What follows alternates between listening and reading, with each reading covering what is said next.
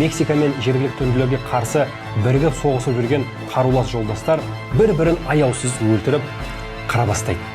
Жалпы 4 жылға созылған Американың азаматтық соғысы бір үлкен бөлек тақырып. Егер бұған қатысты бөлек видеоны қаласаңыздар, комментарийлерде жаза кетіңіздер. Ал бұл соғыста Линкольн бастаған солтүстік штаттары жеңіске жетеді. Тарихшылардың айтуы бойынша, өнеркәсібі дамыған солтүстік ертелі-кеш бұл соғыста бәрібірде жеңіп шығатын еді дейді. Себебі қай заманда болмасын соғыста жеңіп шығу үшін ең әуелі сенің экономикаң қуатты болу керек.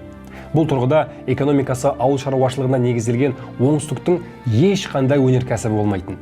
Соғысқа қажетті тауарлар, былай тұрсын, сабын, шеге, жиһаз сынды күнделікті тіршілікке қажетті заттардың өзін солтүстіктен немесе Еуропадан импорттайтын. Дәл біздің ел сияқты.